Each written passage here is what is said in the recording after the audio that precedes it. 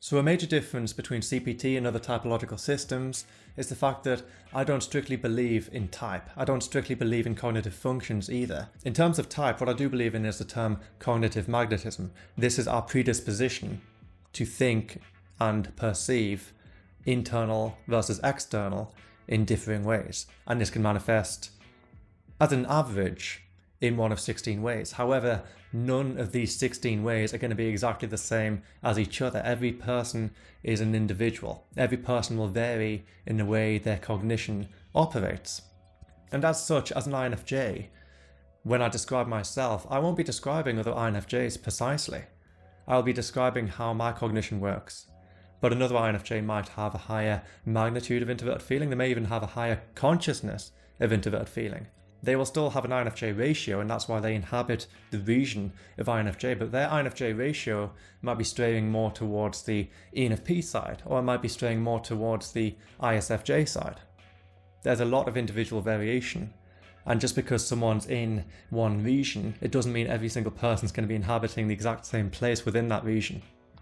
So in the sense of general regions, I'm a firm believer in type. I believe people have cognitive predispositions, but I don't see type as this fixed construct, this fixed box that we must dwell in for the rest of our lives, but rather I see type as something which is fluid, that can adapt within the region, of course, to specific circumstances, or even switch on an axis, such as when an INFJ becomes more ESTP-like. They essentially rotate in their axis, thus rendering their sensing and feeling convergent to play a more active creative role in the world, and take responsibility for the concrete social reality, and using divergent introverted thinking and introverted intuition as a backup.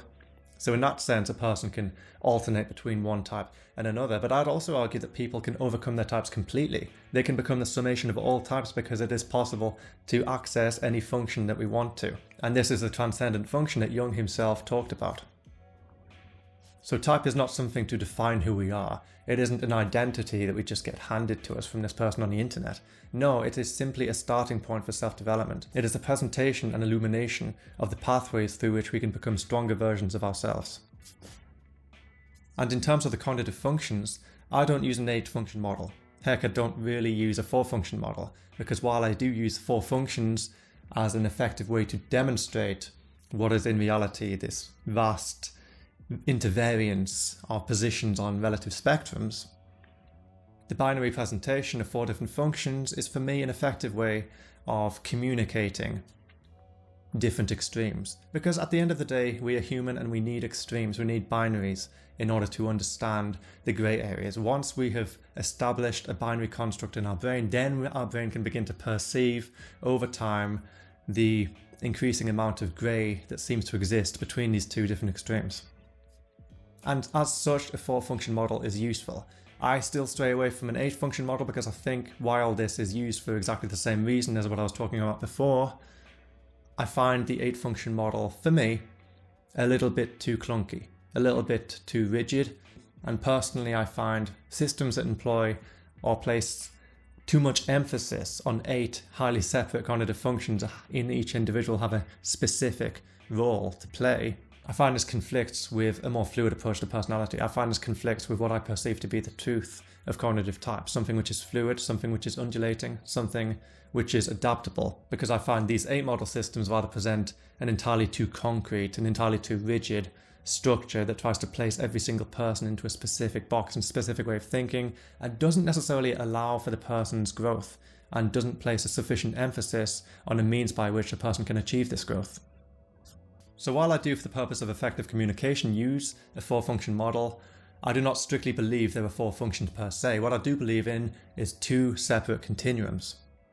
And I also believe that these 2 continuums are used in conjunction constantly with one another.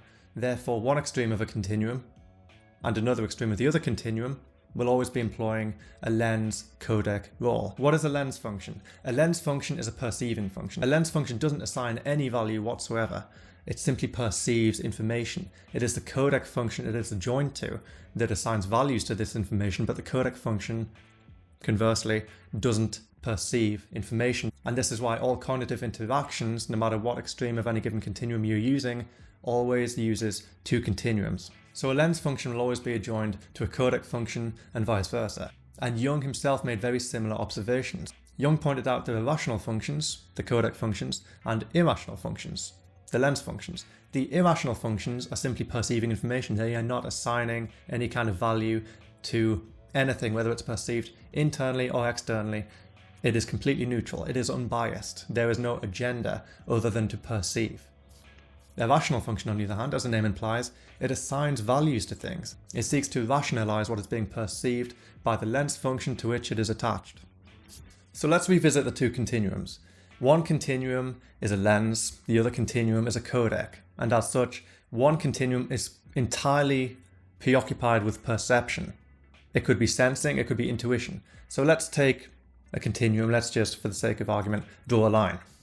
On one side we have sensing, on the other side we have intuition. Therefore, on one side we have a narrow, specific, detail-oriented perception. And on the other hand, we have a more abstract, a more plethoric perception across a far wider scope of reality.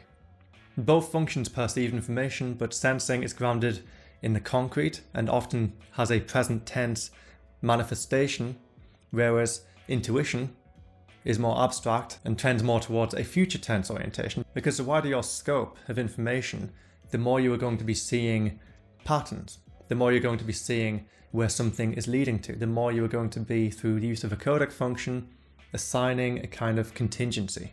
Whereas in the complete other end of the extreme with sensing, it is much more about specific details, about concrete realities which are completely grounded in the present tense. Because you're focusing so much on specific details, there is no big picture view, and therefore there's significantly less pattern seeking. And the more sensing, this is where we get into the continuum, veers towards intuition, the more the scope widens. Same with intuition. The more intuition narrows its scope, the more it is able to focus on specific details. And now let's take the other continuum. Again, we have a line. If you like, you can rotate the line 90 degrees in order to form a y-axis, therefore you can have both lines overlapping with each other. But for the sake of this diagram, let's keep it horizontal for now. So this codec line has feeling on the one side and thinking on the other side. So feeling at its most extreme is entirely limbic. It is an overview of our dopamine circuits driving our behavior. And thinking at its most extreme is entirely cerebral. It is simply concerned with objective fact, whereas feeling is subjective, thinking is objective.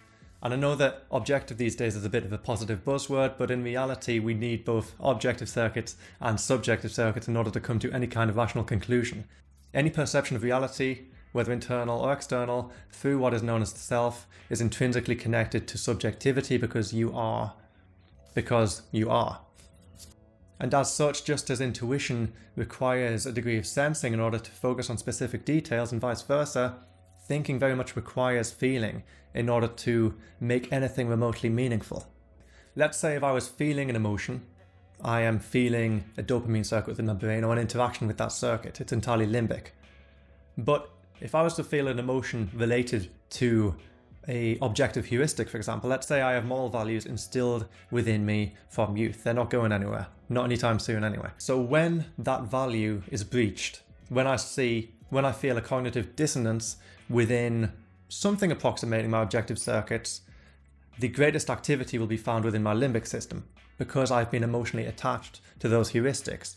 Heuristics are somewhere in the middle of two continuums. They're in the middle of feeling and thinking because they're not entirely cerebral, they're not entirely attached to the vast array of all our logical circuits, but they're not entirely feeling either because they still employ objective information in order to take a shortcut. But because we are innately programmed to take shortcuts with our brains, because we need to think quick and make fast decisions, especially in regards to our ancestry, we don't necessarily from a day-to-day perspective have time to do 1,000 calculations a second. What we need to do is just have a quick, immediate judgment. And this is where heuristics come in. And this is where the feelings come in, because the limbic system attaches itself to the heuristics and therefore we become emotionally invested in them. We don't want to destroy them, and we are compelled by our dopamine circuits to use these heuristics over our more cerebral cogitations. But outside of graphics, diagrams, and other visual forms of presentation, it is actually extremely difficult to effectively communicate a cognitive stack in terms of continuums, in terms of cognitive fluidity. And this is where the four-function model comes in. And this is where I assign specific names to each of the four cognitive functions depending on how they manifest within any given type.